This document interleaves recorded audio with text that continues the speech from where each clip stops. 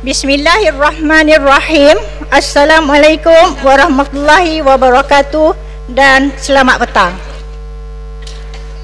Yang berbahagia Pengerusi Persidangan, yang berbahagia Datuk Seri Rina Muhammad Harun, Ketua Serikandi Malaysia, yang berhormat Datuk Ira Mas Emirati Samsudin, Naib Ketua Serikandi Malaysia, Wakil MPT, Barisan Saf Kepimpinan Serikandi, seterusnya perwakilan Serikandi Parti Pribumi Bersatu Malaysia, hadirin hadirat dan sidang perwakilan yang dihormati.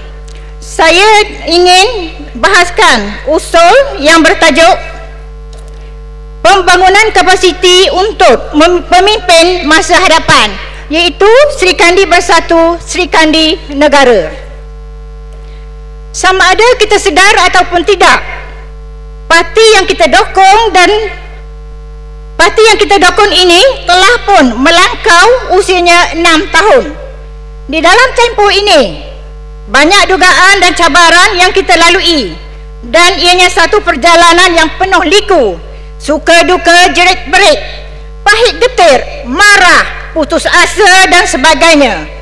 Semua ini telah kita harungi bersama sehinggalah ke hari ini dan saat ini. Walaupun parti kita masih di usia setahun jagung, hakikatnya ianya sangat digeruni oleh parti lawan ataupun pihak lawan. Dan kemuncaknya apabila Yang Berhormat Tan Sri Presiden yang sangat kita sayangi telah dianiaya dengan tuduhan terpilih yang sengaja direka hanya kerana sebuah dendam kesumat yang tiada penghujung. Seterusnya saya ingin menarik perhatian sesungguhnya saya ingin menarik perhatian apabila berlakunya PRU 15, dan dalam masa yang terdekat kita akan berdepan dengan PRN di 6 buah negeri, memberi satu pelajaran dan pengalaman yang sangat berharga buat kita. Politik telah dikotori oleh mereka yang penuh dendam, berniat jahat dan mempunyai ketamakan kuasa, dan mereka hanya mementingkan kepentingan pribadi untuk mereka dan insan-insan yang dikelilingi oleh mereka yang penuh dengan korupsi. Budaya politik jahat dan penuh kepalsuan yang diselimuti dengan kebatilan telah mencemarkan politik itu sendiri. Akhirnya kepercayaan dan keyakinan rakyat kepada ahli dan pemimpin politik akan terhakis. Mereka akan membenci dan melebarkan semua ahli pemimpin politik itu kotor, jahat, korup dan gila kuasa. Hakikatnya Parti Bersatu tidak tergolong di dalam kategori yang saya sebutkan tadi. Sebagai pemimpin dan ahli parti, kita perlu terus bersatu dan menyokong penuh barisan kepimpinan kita yang diterajui oleh Datuk Seri Rina Muhammad Harun, Ketua Serikandi Malaysia, dengan dibantu oleh Naib Ketua Serikandi Malaysia, Datuk Ira Mas Emi. Yang paling utama ialah kepada Yang Berhormat Tan Sri Presiden kita yang sangat kita kasihi. Selain daripada itu, kita juga harus menyokong kepimpinan seluruh staf pimpinan dari semua peringkat. InsyaAllah kita mampu keluar dari kemelut dan parti serta negara berupaya menjadi lebih perkasa, makmur dan sejahtera. Persyaratnya adalah kita mesti bekerja keras dan meletakkan kesetiaan tidak berbelah bagi kepada parti, kepada pimpinan parti, kepada penyatuan kerja dan akhlak kita sebagai ahli bersatu. Serikandi juga yang akan berperanan dan bertanggungjawab mendepani cabaran mencorak kepribadian ahli bersatu. Kerana apa? Kerana adalah serikandi itu sendiri merupakan sumber inspirasi parti.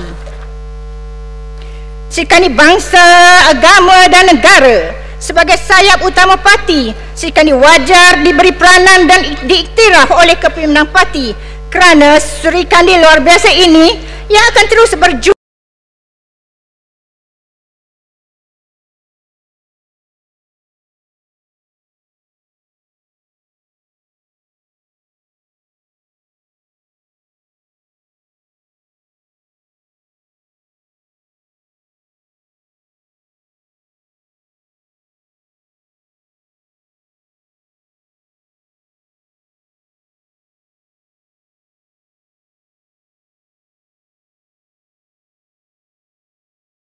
berperanan dan mengambil pendekatan politik yang lebih dinamik jika mahu kekal relevan dan menjadi pilihan rakyat.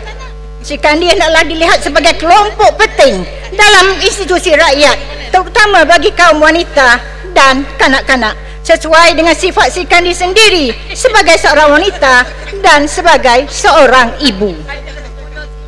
Sikandi bukan lagi hanya sebagai perayu undi atau berperanan hanya sebagai watak sampingan dalam parti, tetapi penglibatan Sikandi perlu lebih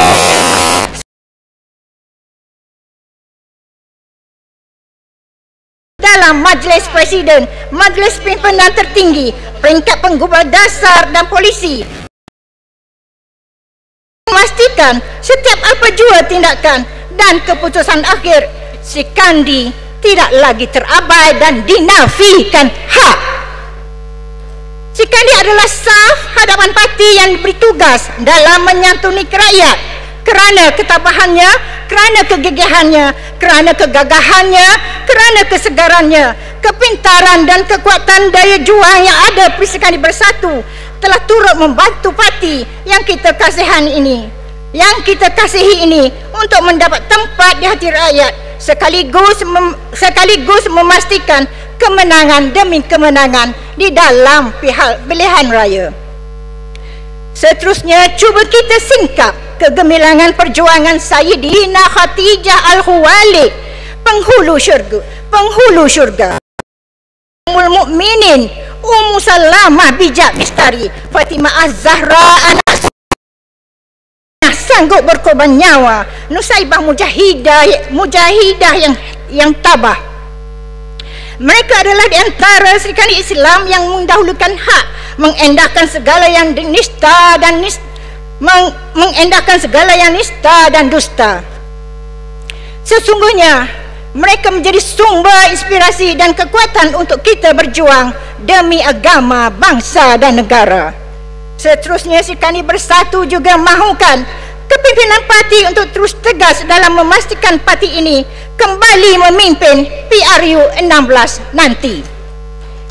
Kita tidak mahu jadi seperti mereka yang khianat, tamak dan mabuk kuasa serta korup.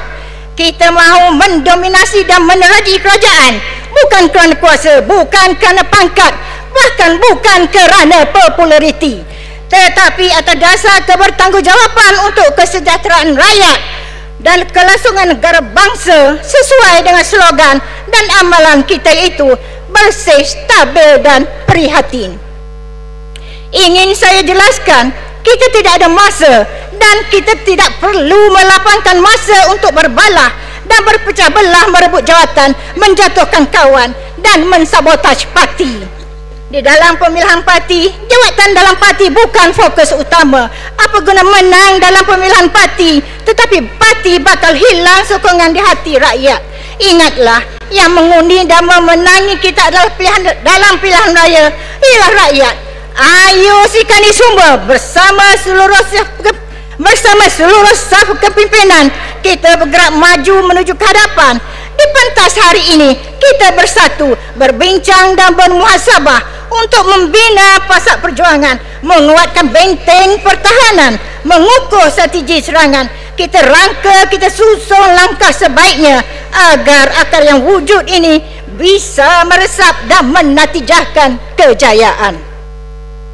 Aspirasi dan pengharapan rakyat pada PRU 15 telah mencetuskan semangat luar biasa buat Sikandi Bersatu. Maka dengan penuh rendah dirinya saya menyeru, marilah bersama berusaha untuk memikul pengharapan yang sungguh besar ini. Perjuangan ini adalah perjuangan rakyat. Biarlah hakikat ini kita sedari dan kita hayati dengan penuh ikhlas. Kita akan bersama dengan rakyat yang inginkan perubahan ke arah mewujudkan sistem pemerintahan yang lebih adil, saksama, telus, berprinsip dan bermaruah. Rakyat telah menyatakan dengan jelas bahawa tidak ada tempat untuk kepimpinan korup, kleptokrat, salah guna kuasa, kronisme, nepotisme dalam negara ini. Penghayatan ini juga akan kita praktiskan dalam pengurusan dan hala tuju Sikandi Bersatu yang kita sayangi ini. Pemimpin dan ahli perlulah bertindak senada seirama dalam perjuangan. Yang pentingnya matlamat untuk menegakkan Sri Kandi Bersatu dalam membetras segala bentuk penyelewengan seharusnya tercapai dalam perjuangan alaf baru yang berprinsip dan bermaruah ini. Sri Kandi Bersatu muncul dengan izin mohon Puan Pengerusi tambah sikit. Sri Kandi Bersatu muncul dengan membawa satu idealisme perjuangan yang dapat memenuhi cita rasa pelbagai kaum dan pelbagai orientasi kumpulan, terutamanya dari golongan muda. Kita juga menyaksikan gabungan padu daripada kaum Melayu, Cina dan India, lain-lain, sokong menyokong, bantu membantu dan bekerjasama dengan begitu erat semata-mata berlandaskan pada satu persefahaman dan persatu perjuangan, iaitu perjuangan untuk menegakkan parti dan memerangi kezaliman.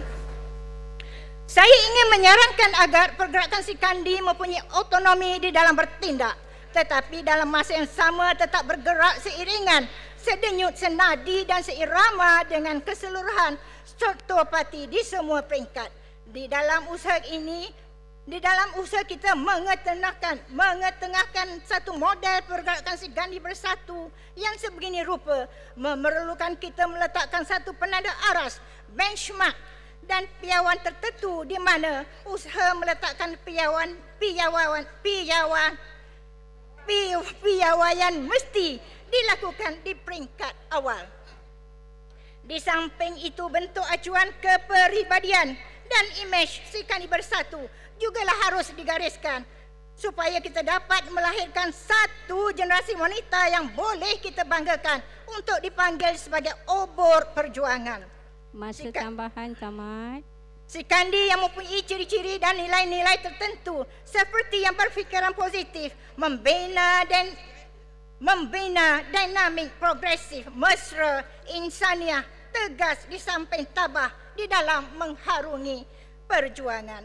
Di dalam tindakan dan cara kerja pula, kita perlu melahirkan satu budaya kerja yang kemas, teratur, sistematik, berdisiplin dan beretika tinggi, sehingga dapat melahirkan satu organisasi yang efisien.